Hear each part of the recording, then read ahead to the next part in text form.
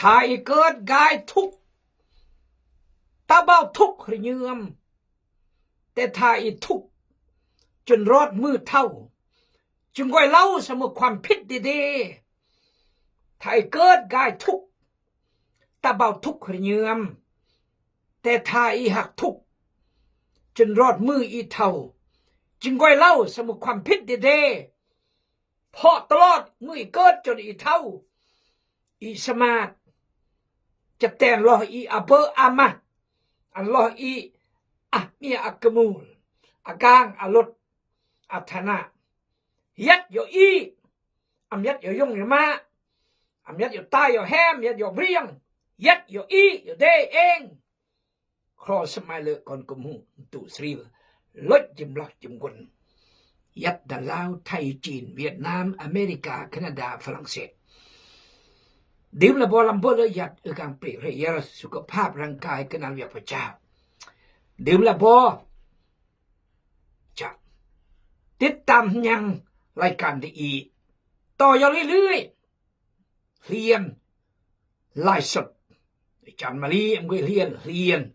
เดินหนึ่งดีอาจารย์ส้มโอเรียนตลอดดอมสมออาจมขึ้นเรียนโซเปลี่ยนเพลงมากแนวมากอย่างต้องปรับปรุงแก้ไขเอาละพี่น้องเข้าใจที่เราถ้าเกิดกายทุกแต่อุกเยือมแต่ถ้าอีทุกจนมืออีเท่าจึงเล่าสมุความผิดเดพอเดอำสร้างอำดกอำแต่งอำพัฒนาลอเดอำกุนชีวิตเดสำคัญอำกุนกำรากุนก่อนสำคัญไม่ต้องเล่าเรียงเล่าเดกาและกำราและก่อนและเจสกีเจอุบาลกนกับก่อนกมุนอย่าเที่ยวกุดมินขับรถอย่าจอดอุนสนามบินจางเปรียงแยงแล้วก็ตื่นยาเจอุบาลกนเอจรอจากกบีจันิสโอจิกายบายบายตายะแต่เราลองคิดอยากจำขึ้นนี่จันิสอายุ5 ปีปลายเทือนร้านจิกุดเครื่องบินนะก็ไม่กุดเครื่องบินเวลามาเทือนร้านนี่ไปจิกุดเครื่องบินมาแล้วตะบายบายตะยะเจียอยากจำขึ้นเราทั้งหมดตะครบเมียแน่จำรอนำเราหมดนะอายุ8 ปีเนี่ยอำเราหมดแต่อยากจำขึ้นครบเมียแน่จกอันงนละบันเลอเรียม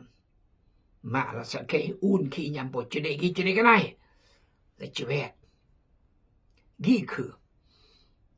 โอมอร์กอนโอกมราโอเยโอกมุนโอทุกจนรอดอายุ72 ปีอาเบออามาเรื่องแล้วพี่น้องเอ้ยอ้อมเราขี้คุยและขี้องค์โอเราท่าทายโอ้ก็มากระมู100%บันเปอร์เซ็นต์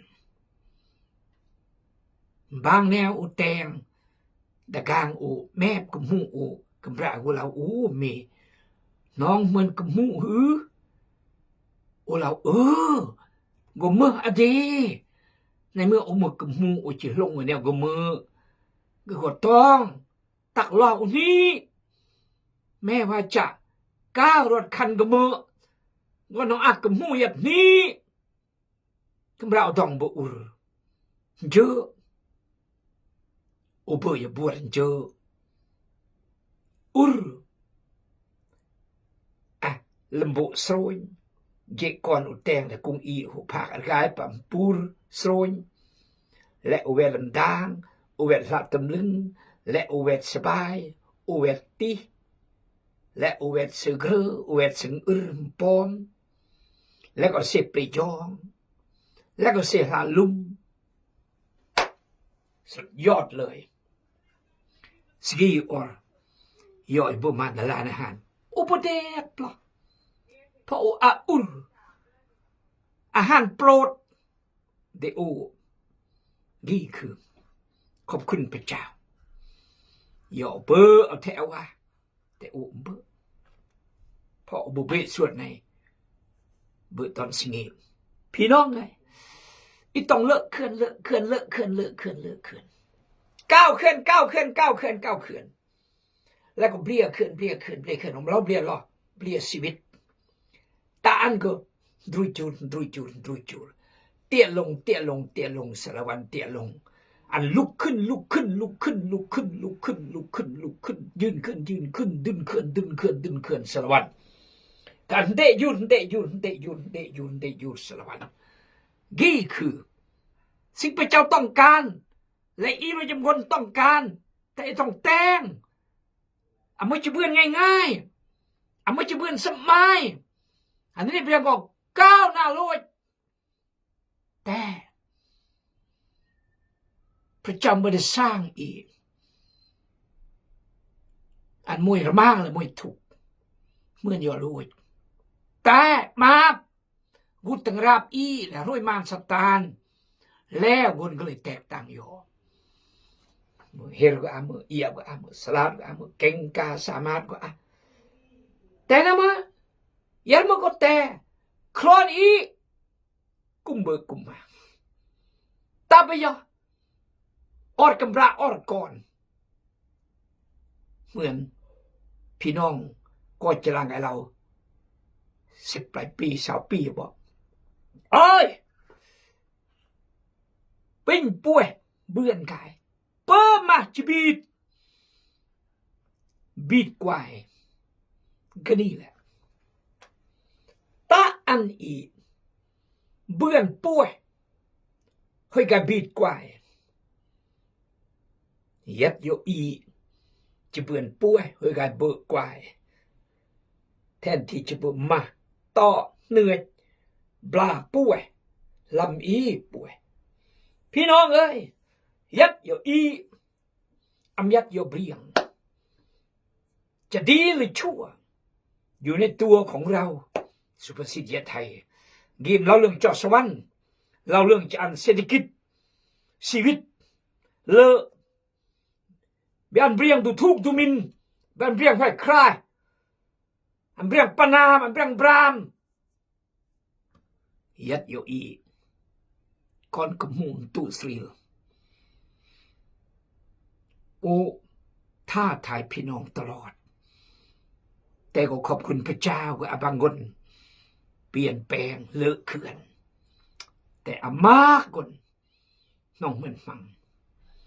นี่คือบางคนหอยทุกตั้งอันทุกตะบอโรคตะบอหอยย้อยไงย้อยตะบอมันคือหอยคนนุ่มคนกำแล้วก็ยกยับมาอย่าสาแล้วก็คิดเล่าเมายานี่คือเต็กปะเตเบียปะเตหาเบอร์2มาก้างจัดก็เปิดตันอีโยนแบบนี้ลงมาพี่น้องขอพระเจ้าเมตตาอีกขอพระเจ้าทรงนำอีกดื่มเราพี่น้องอย่างรายการ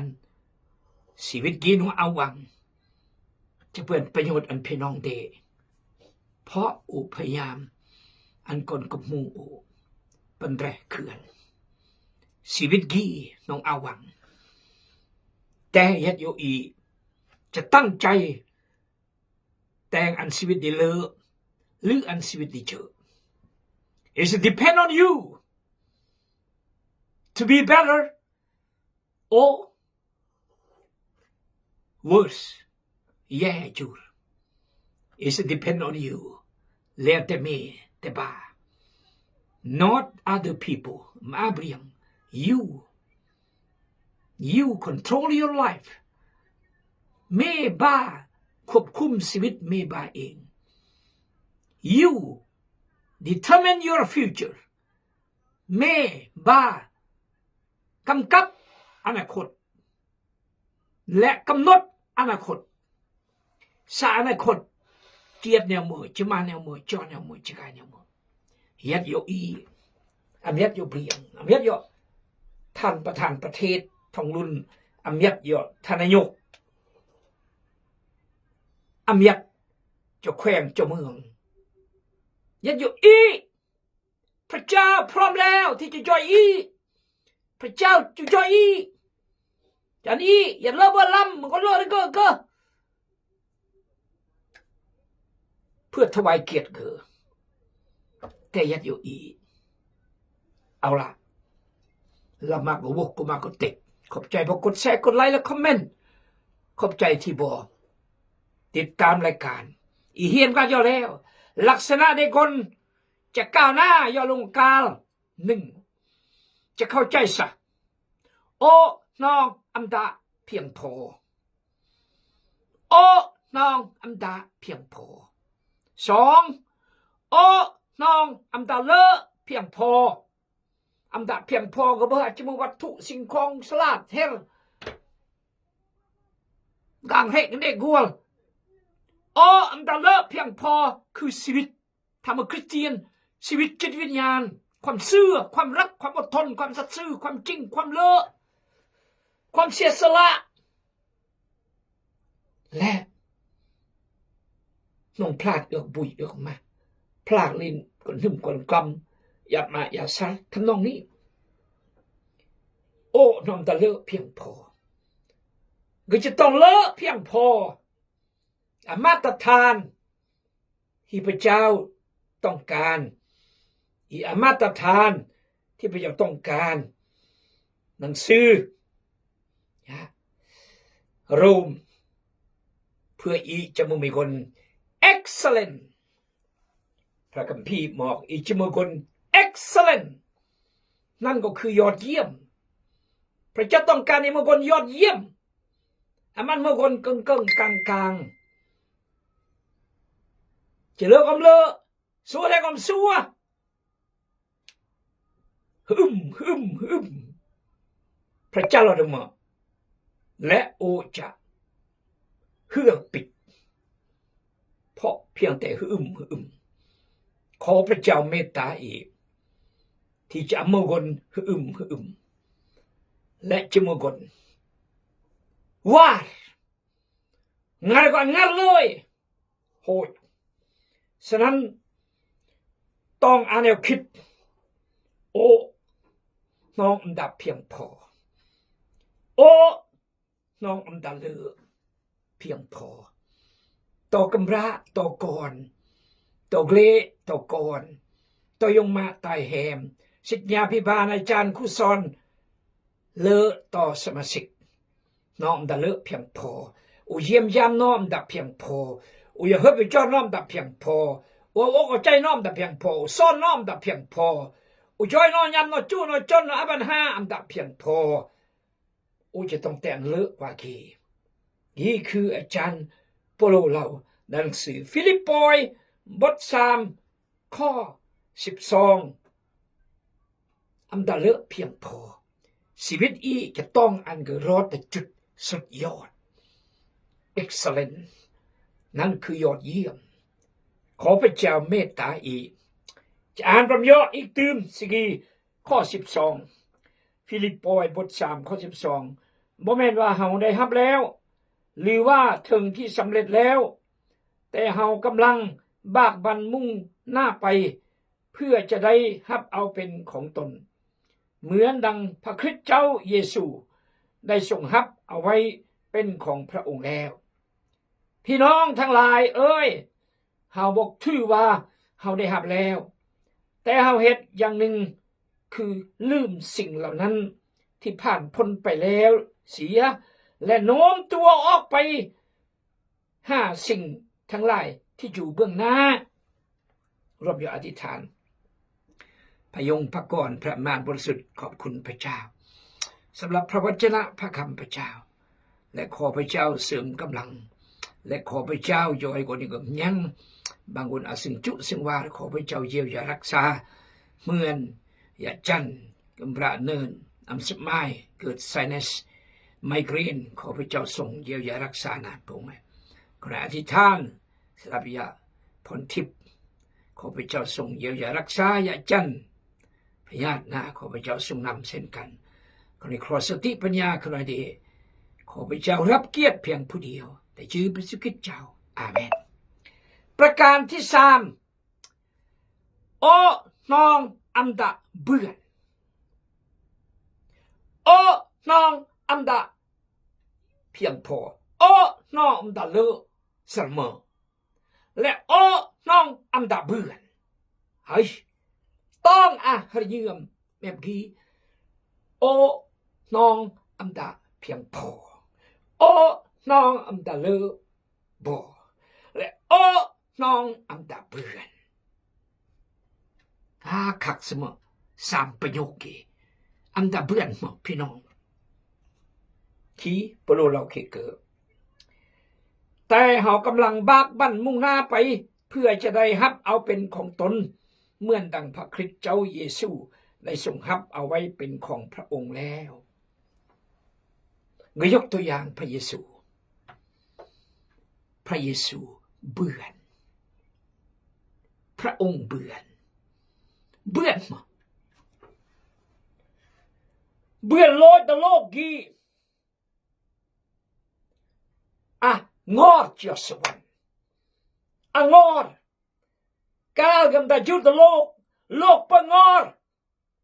เจียสวรรค์ปงอดขึ้นสงสารจิวแต่ก็ดักคนยอมแม่พามตุแกะตุแปะตุลมโบและอมหาปรุหิตจำกัดที่สุดทั่วโลกงอดลิ้นโลดนี่คือประการที่หนึ่งสำเร็จเหมือนพระเยซูเบื่อที่สอง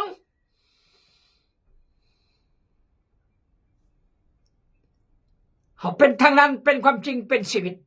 อาโมยจะรอพยงเบือนนอกจากทางโอนี่ก็งออันเดความลดพ้นชีวิตในระดับไพ่มาพลังมาสนะรวยสนะมาสนะความหานงอกีกับเราเหมือนพระเยซูเบื่อหลังจากนี้พระเยซูกันหมดแต่ละคนยศสวรรค์ก็หมดโปโลเราเหมือนก็หมดละหมดก็ช่วยเอาเฮานั่นก็คือหมดโปโลไงรับใช้พระเจ้าก้อยพระคำเทศสอนประกาศสร้างสวกย่อมากทวีปนี่คือโปโลกุยก็สำเร็จการกระตักเขียมกระดมสำเร็จแล้วสนามกกุยพระเยซูพระเจ้าได้ก็สำเร็จก็ต้องแต่งอันสำเร็จขอพระเจ้าเมตตาอีที่จะต้องเมื่อคนแต่งหัวตำแต่อันสำเร็จสังเกตจึงเล่าคือเดนอมดะเพียงพอ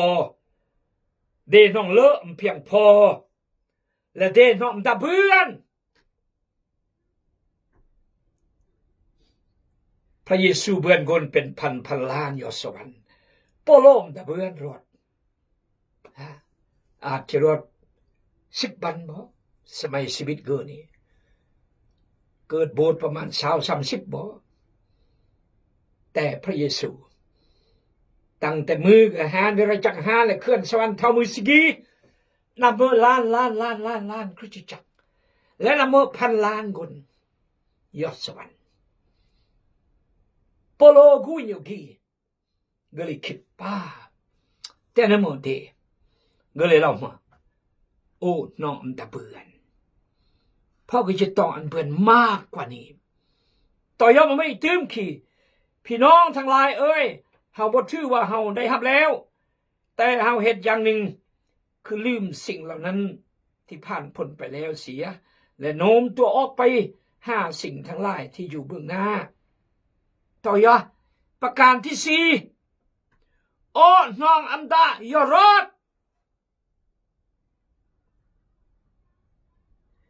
อัมดาเพียงพออัมดาเลอะเพียงพออัมดาเบื่อนเพียงพอ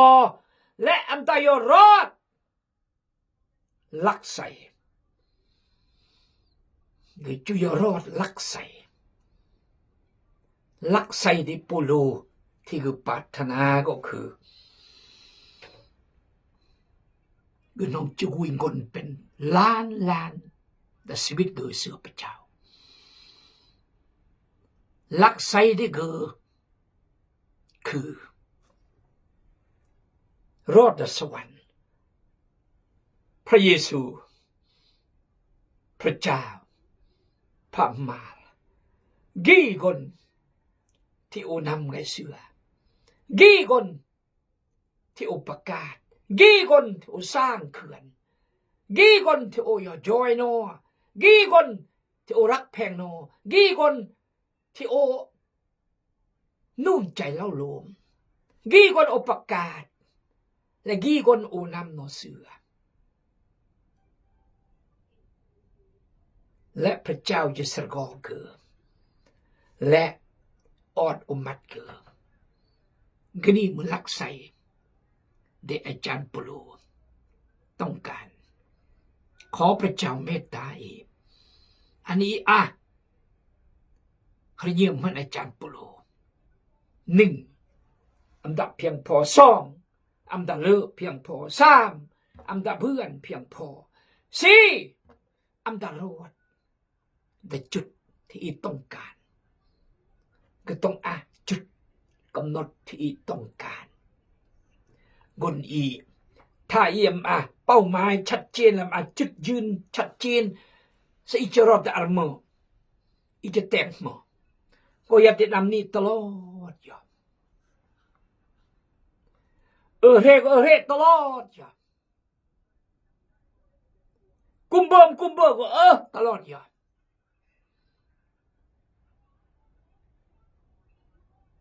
ยัดแบบนี้มาแบบนี้ตลอดอย่า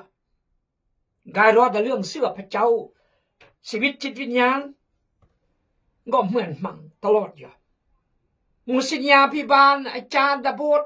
ก็อรโบดเหมือนมั่งตลอดอย่ายัดแบบเดิมชีวิตจิตวิญญาณอันเจริญความเสื่อมเจริญ